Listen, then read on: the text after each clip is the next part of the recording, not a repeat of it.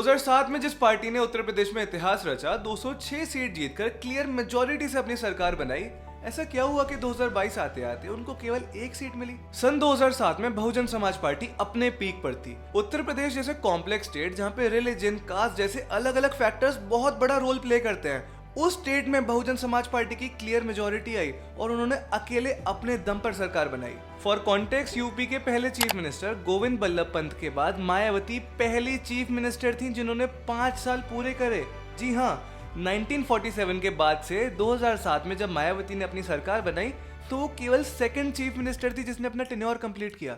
और इतने complex state को जीतना इतना आसान तो नहीं है, बट ऐसा क्या हुआ कि बहुजन समाज पार्टी ने इतने कॉम्प्लेक्स स्टेट के ऊपर फतेह हासिल कर ली, उसके बावजूद आज की स्थिति उनकी इतनी खराब है। और सबसे बड़ा सवाल जो हर किसी के दिमाग में आता है कि एक ऐसी पार्टी जो लिटरली इसी लॉजिक पे आई थी कि जिसकी जितनी जनसंख्या भारी उसकी उतनी भागीदारी, और इसी लॉजिक के साथ वो दलितों को पॉलिटिक्स में रिप्रेजेंटेशन देने आई थी, ऐसा क्या उसने गलत करा कि दलितों ने उसको सपोर्ट करना बंद कर दिया? आज की इस वीडियो में आपको इन सारे क्वेश्चंस के आंसर मिलेंगे, क्योंकि आज हम डिस्कस करेंगे the fall of Bahujan Samaj party. BSP का डाउनफॉल समझने से पहले उनका ओरिजिन समझ लेते हैं। तो देखो, दलितों का रिप्रेजेंटेशन लगभग हर फील्ड में कम रहा है सालों से, ये तो हम सबको पता है। लेकिन जब रिजर्वेशन इंट्रोड्यूस किया गया तो एक फिनोमेना उत्तर प्रदेश में देखने को मिला।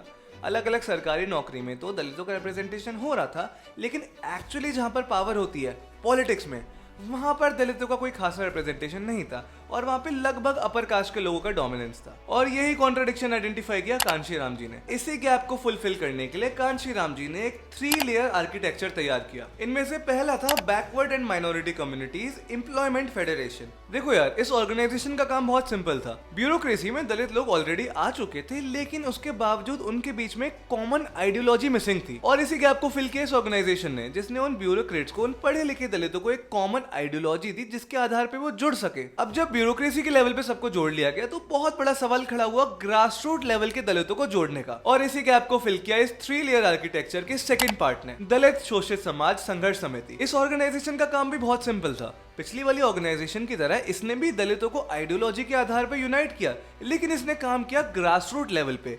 ग्रास रूट लेवल पे दलितों की मदद करके, उनके मुद्दे उठा के उनको यूनिफाई किया गया इस संस्था की मदद से। और अब आता है इस 3 लेयर आर्किटेक्चर का सबसे इंपॉर्टेंट पार्ट, जो आज की इस वीडियो का सब्जेक्ट भी है, बहुजन समाज पार्टी का गठन। 1984 में बनाई गई इस पार्टी का बहुत सिंपल सा लॉजिक था कि दलितों का रिप्रेजेंटेशन जो अभी तक मेन स्ट्रीम पॉलिटिक्स में नहीं आ पा रहा है, उसको मेक श्योर कर लिया जाए। देखो यार, इतिहास में ज्यादातर दलित मूवमेंट जो किए गए वो या तो स्पिरिचुअल आधार पे किए गए, या फिर सोशल रिफॉर्म्स के आधार पर, या फिर जो कांग्रेस का स्टाइल है वेलफेयर डिपेंडेंट।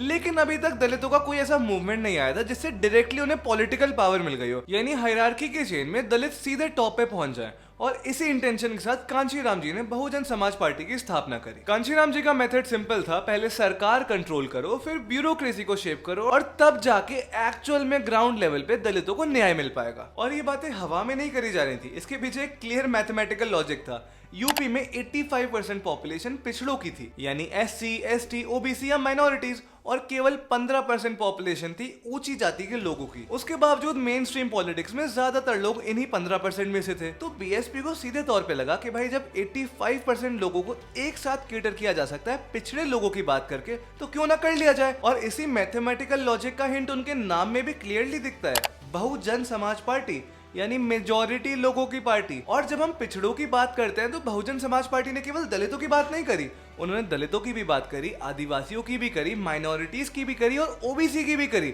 जिस वजह से उन्हें हर तरफ से सपोर्ट देखने को मिला। और इसी का रिजल्ट था कि बीएसपी का पॉलिटिकल रिलेवेंस यूपी में बढ़ने लगा। इनफैक्ट 1997 में बीजेपी के साथ कोलेशन में बहुजन समाज पार्टी सरकार भी बनाती है। 6 महीने के लिए मायावती मुख्यमंत्री भी बनती है, लेकिन पॉलिटिकल सपोर्ट विड्रॉल के कारण वो सरकार गिर जाती है।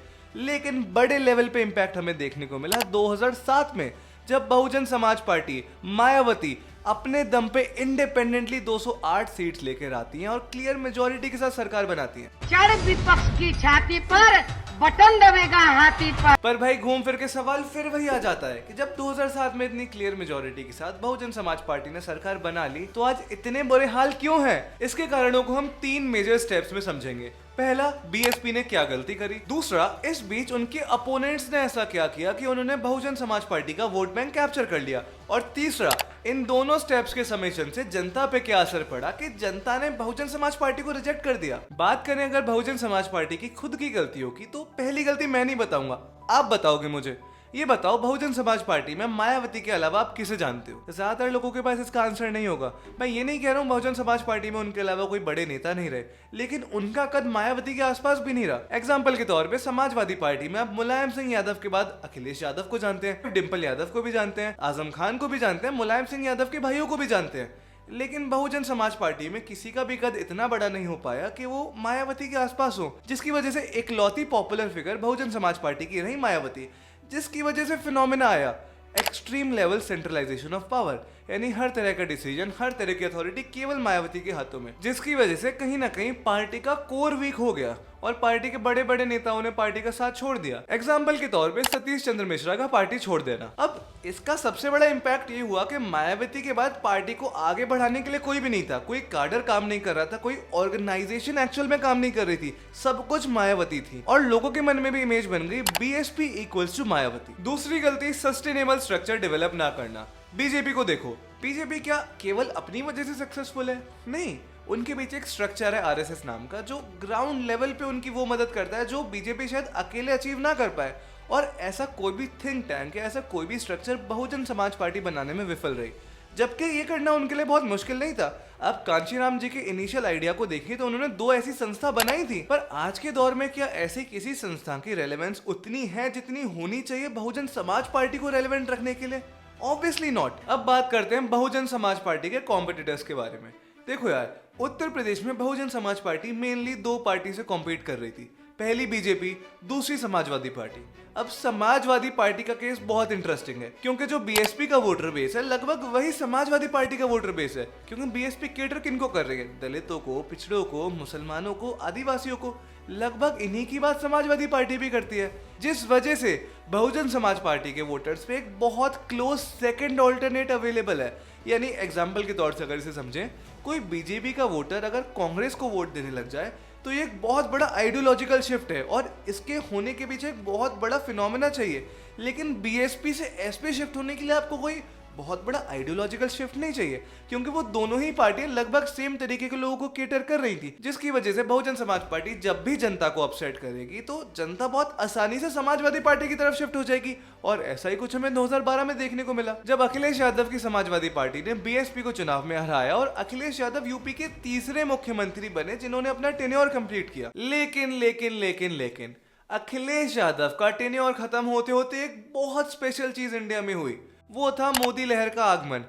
सबका साथ, सबका विकास। और मैं कहता हूं, आपने शासक बहुत देख लिए, एक बार एक सेवक को आजमा करके देखिए। यानी कोई भी कैंडिडेट किसी भी जगह से किसी भी सीट पे खड़ा हो जाए, अगर बीजेपी से है तो वोट तो उसको ही पड़ेंगे। और यहाँ पर आया भारतीय जनता पार्टी का एक गेम चेंजिंग मूव, जिसने यूपी की पॉलिटिक्स के डायनामिक्स पूरी तरह शिफ्ट कर दिए। 2012 के चुनाव तक यूपी की पॉलिटिक्स में जाति बहुत बड़ा रोल प्ले करती थी और बहुजन समाज पार्टी, समाजवादी पार्टी दोनों ही जाति को मेनली यूज करके अपना वोट बैंक बनाती थी।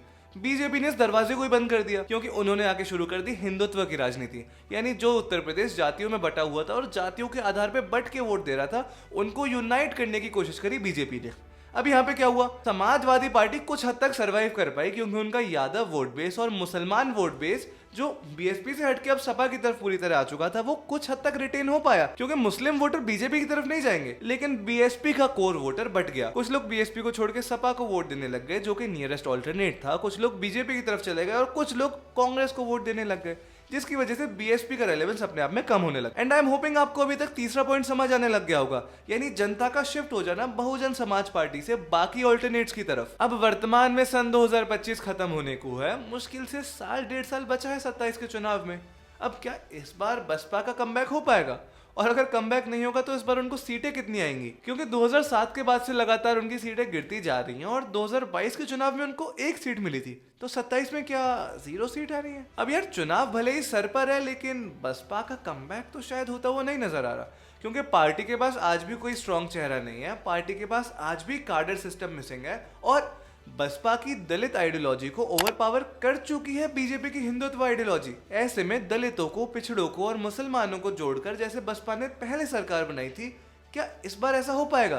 क्योंकि समाजवादी पार्टी के साथ भी उन्हें इन्हीं वोटर बेस के लिए कॉम्पीट करना है। ये सवाल हम सबके दिमाग में तो चल रहा है, लेकिन क्या बसपा के दिमाग में चल रहा है? क्योंकि कोई क्लियर एक्शन हमें देखने को नहीं मिल रहा है। एक बार आप बताओ, क्या करंट सिनेरियोज में बहुजन समाज पार्टी कमबैक कर पाएगी यूपी की पॉलिटिक्स में, और अगर हाँ तो उनको अलग क्या करना पड़ेगा, आपको क्या लगता है वो बताओ। अब अगर आपने यहाँ तक वीडियो देखी तो आपको लग ही रहा है कि मैं बहुत इंटेलिजेंट हूँ, तो मैं ही बता देता हूँ मुझे क्या लगता है बसपा का कमबैक अगर होगा तो कैसे होगा। देखो, कमबैक का तरीका बहुत सिंपल है, ऐसा तो मैं नहीं बोलूंगा सिंपल होता तो हो ही जाता, बट हाँ डुएबल है। और ये कमबैक होगा कैसे तुम्हें खुद भी पता है, क्योंकि तुमने वीडियो को यहाँ तक देखा है तो तुमने जान लिया है बीएसपी की क्या क्या कमियां रही हैं। उनके पास कोई नया चेहरा नहीं है, पावर बहुत ज्यादा सेंट्रलाइज्ड है, उनके पास कोई क्लियर कार्डर सिस्टम या क्लियर आइडियोलॉजी नहीं है जिसके आधार पे वो समाजवादी पार्टी से और बीजेपी से लड़ सके। इसी तरह की तमाम कमियां जिनको हमने इस वीडियो में डिस्कस करा, इनके ऊपर जब काम शुरू होगा तो एक्चुअल में कमबैक की तरफ बहुजन समाज पार्टी बढ़ पाएगी। बट हाँ, ये हमारा पर्सपेक्टिव है, ये हमारी अंडरस्टैंडिंग है इस पूरे सिनेरियो को लेके। आप अग्री कर सकते हैं, आप डिसअग्री कर सकते हैं, और we would love to hear that in the comment. Cameraman Shivangi Sharma के साथ मैं संवाददाता माधव गौतम आज की इस वीडियो को खत्म करता हूं।